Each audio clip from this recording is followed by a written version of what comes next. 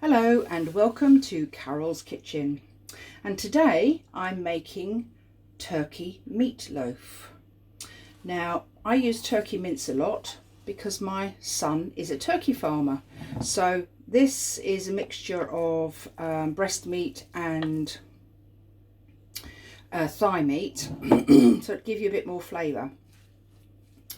What you can get in the shops varies quite a lot, but my son's turkeys are the creme de la creme of turkeys, so the products that he makes from them are also creme de la creme. Along with mince, he makes sausages and also burgers, so I also have those in my freezer. But today I'm using the last of my mince, and so I have 500 grams of mince in there, and then to that I'm adding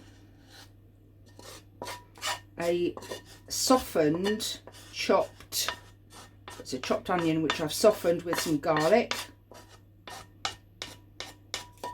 There we go, because I didn't want to bore you with that. That took about 5 minutes probably to soften, just soften gently in a frying pan. Now some recipes for meatloaf, they tell you to cook the mince first, but I tend not to do that, particularly with the turkey mince, because you don't want it to be too dry. So I'm going to mix that in and add some salt and pepper, just a little bit of pepper. Now, as to other flavourings, this can vary according to what you've got in the cupboard. So in my cupboard I have got tomato puree, well, in my fridge anyway, and I've also got some sun-dried tomato, fresh sun-dried tomato paste. But you could use Worcester sauce, you could use anything, you could use chilli, you could, any kind of flavouring that you like will go in here, but I'm going to use the tomato. And then again, most recipes ask for breadcrumbs. Now at the moment I don't have any breadcrumbs, I don't have any bread, I certainly don't have any breadcrumbs, so I'm going to go back to what I used to use when my children were small, which is some jumbo oats. Just as good, you don't need breadcrumbs. So there's 85 grams in there of jumbo oats, and this makes a very distinctive meatloaf.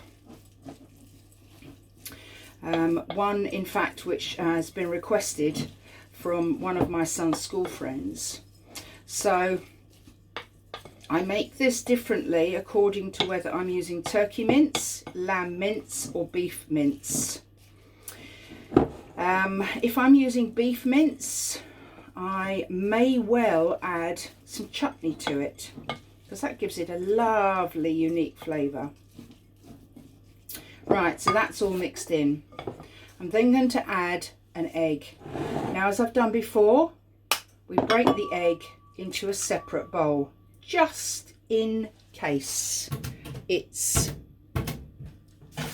not quite fresh, but there's nothing wrong with this. So I'm going to pop that in there. Now we don't want it to be too sloppy, but we also don't want it to be too dry. So if you've got lamb mince, of course it's quite fatty. If you've got beef mince, you may be able to get the low fat version, which is fine. So depending, according to what you've got, I will then add a little bit of milk. So I'm just going to add just a weeny bit, just to kind of make it a little bit softer, and that's better. Right, so you want it soft, to be soft enough not to dry out in the oven. Now there's various ways you can now cook this as well. So it depends on, again, what you've got available. Now, I've got plenty of loaf tins. So I've got your standard big loaf tin here, metal one. I've got a slightly smaller version, but it's silicone, so it's rubbery, very easily comes out. And I've also got a proper meatloaf tin, so this piece comes out and the juices will drain into the bottom. So it depends on what you're using. So if you're using a high fat meat, this kind of loaf tin, really useful. So today, because turkey is not that, obviously there's hardly any fat in there, I'm going to use my standard loaf tin. And what I'm going to do is I'm going to put half of this in here, and I'm going to put a layer of cheese in the middle, grated cheddar cheese. So I'm going to press this down into the middle of this tin with the spoon,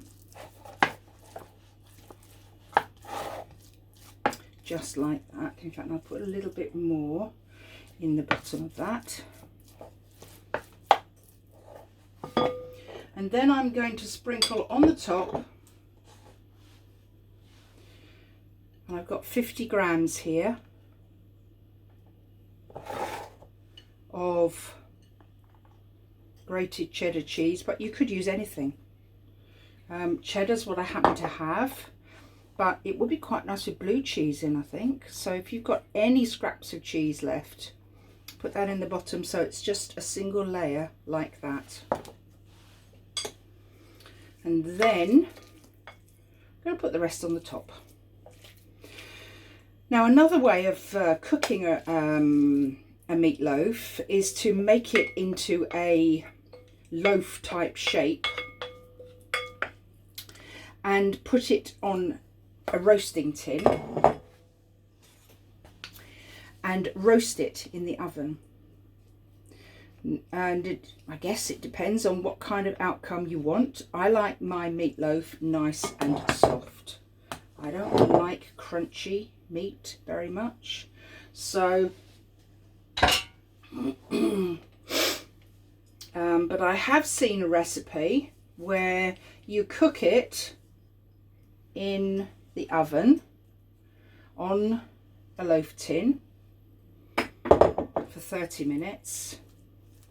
Then take it out and put some baked beans around it.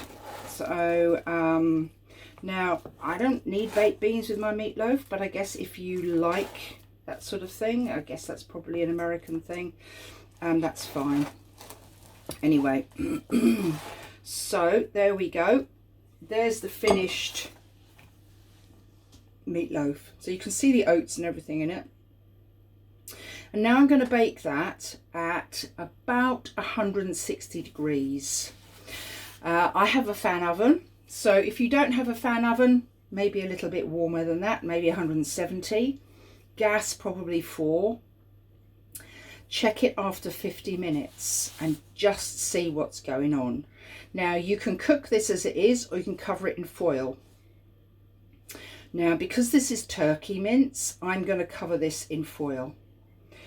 And we'll see how it comes out. So this is a bit of an experiment, but let's see what happens. So here is the finished meatloaf. As you can see, what you can't see is that it's really quite juicy on the top. Smells delish. So I'm now going to try and turn it out. That's the next big thing, isn't it? Maybe I should have done it in this silicone one after all. Okay, so let's see if it turns out. And if it doesn't, hey ho, doesn't really matter, does it, eh? Let's see if it'll. Okay, doesn't look like it wants to.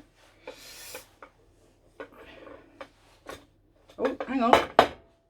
There we go. No, it hasn't. Ta-da! It did. It turned out okay. So this is really quite soft, juicy. I've tried a few pieces, little bits left in the tin. Lovely. So you can serve this with, you could make a homemade tomato sauce. You could serve it with gravy, I guess, if you wanted to. You could serve it just as it is with some green vegetables. So you could serve it with roasted vegetables. So this easily serves a family of 4. So give it a try. Let me know how you get on. Let me know if you add different flavours to it. And I'll see you next time. We're in Carol's kitchen.